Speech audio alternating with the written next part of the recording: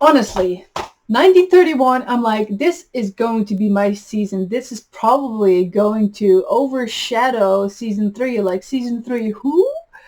Uh, but I have been warned before by many people, like, you're not gonna like it. It's not that good. But I was so hopeful. I was so hopeful, and I was, in a way, disappointed. I still love it, though.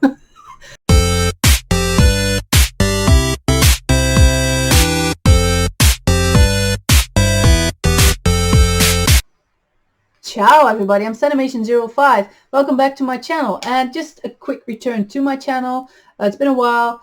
I'm taking a bit of a break from YouTube. I'm going to talk about season 4 and 5 of Boardwalk Empire. Boardwalk Empire is one of my favorite series of all time, just based on season 1 and 3. That's the bingeable season series, I should say, for me. Especially number 3 gives me life with the story arc of Gyp Rossetti. And Agent Van Allen, he's also cool, but also the likes of Arnold Rothstein, Meyer Lansky, Lucky Luciano, of course, the whole New York side of the mob. Then there is Chicago. I don't even know why the fuck they put Al Capone in this series, because Al Capone has absolutely no value in this series, in my honest opinion, because it takes place mostly in Atlantic City and New York. That's who he does business with. So why did they put Al Capone in the series? Probably because he's a famous name. When people think of gangsters, they probably think of Al Capone. So they got him in the series, but I don't know why. It is what it is. Season 4, as expected, it cannot top season 3. However, I do like some story arcs. Let's start with the people on the cover. Enoch, of course, goes to Florida, meets a new broad. Eli, the brother of Nucky, he's not born for luck. Like, every season he goes through something that he really has to fight for his life. And he just wants respect and be respected, also as a father. So when he finds out that his son did something that has to do with a murder, and he finds out that his son actually went to Enoch, his brother, and not to him as his father, he kind of gets like, you know, he always feels second place when it comes to his brother Enoch. But he really has to fight for his family. It just goes to show that this guy really is such a great character, and I just don't know how to put it, like, he doesn't get that much credit as he deserves, because he's always the one causing trouble. But that's because he's always getting into trouble. Mr. White, I thought he was pretty cool in season 3. I believe he was also in season 2, but I haven't seen season 2 in a while, so don't hold that against me, pero I thought his story arc in season 4 was rather fucking boring, okay? This whole a dame to kill for storyline, I've seen it too many times, okay? It comes down to, just like any other mob person or criminal or whatever, but let's just stick to the mob part. They are known for getting married and then having at least a bunch of fuckables on the side, right? So he's married, he has a bunch of kids. Actually, his daughter is getting married. Oh my god, the daughter part. But then he meets the singer, and he falls for her, and she's just put there for distraction, and it's working, and he runs away with her, and I'm like, can't any of these two just get shot? I'm just so done with it.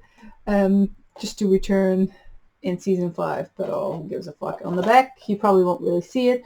Over here is Agent Knox. He's from the FBI. Just like Eli, he really is looking for respect and to be respected. He figures all by himself. Poor choice of words, but he figures that there's a whole crime thing going on. Like, everything is connected. He's like, you have Atlantic City, you've got Chicago, you got New York. It's all connected, and it's something very dangerous. And then a real life character comes in, Edgar Hoover, the director of the FBI. He is then being announced as the director who has been working with Knox and then steals Knox's thunder by saying he investigated so much and he found out that there's a whole crime thing going on, the whole mob thing. And it just goes to show that Edgar Hoover was always just a fucking dick and did whatever. And then also on the back there's Gillian. Gillian Darmody is pretty much in Boardwalk Empire since season 1. Interesting character. I thought the arc of her character in this season was really good in the sense of closure. And then there was season 5. However, buying this series, at least when I saw it, when it came out for the first time, I was really excited because it takes place in the Prohibition era, which I really love, and the whole mob gangster thing that's going on. I'm really excited to see a Meyer Lansky, a Arnold Rothstein, and a Lucky Luciano in the series. But I know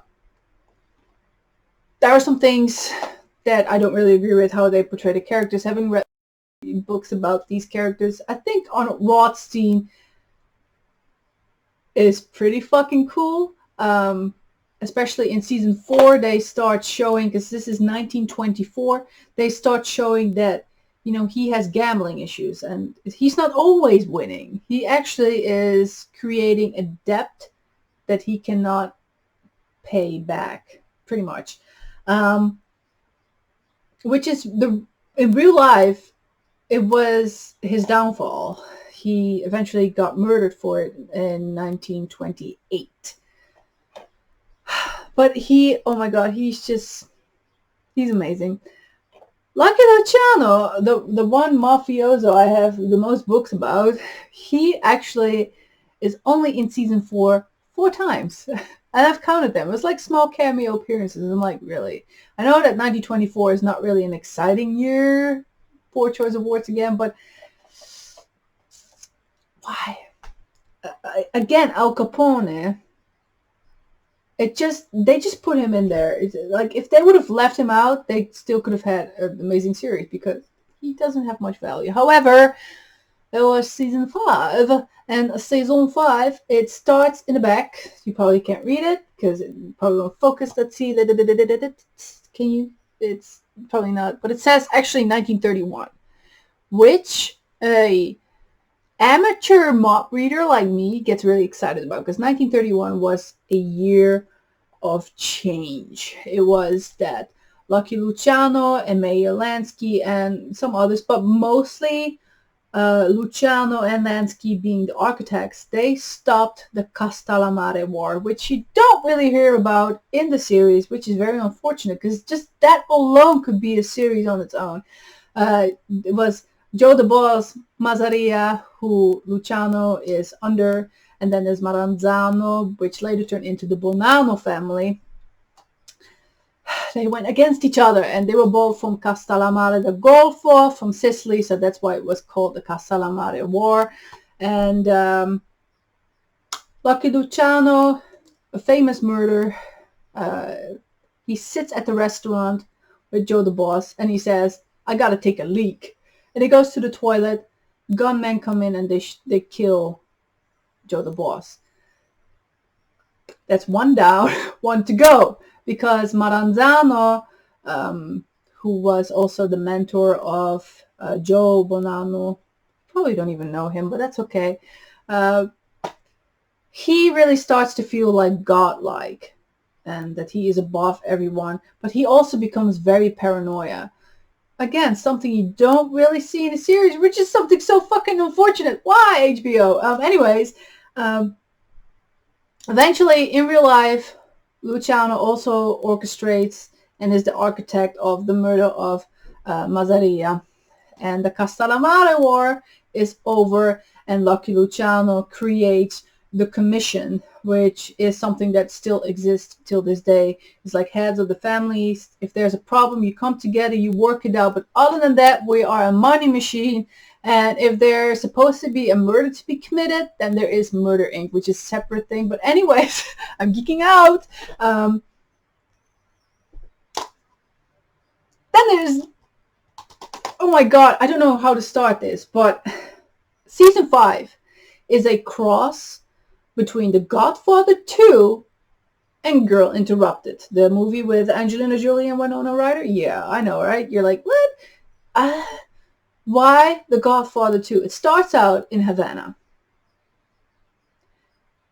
As I said, Arnold Rothstein was murdered in 1928, and this takes place in 1931. Arnold Rothstein, it basically ended with him in season 4.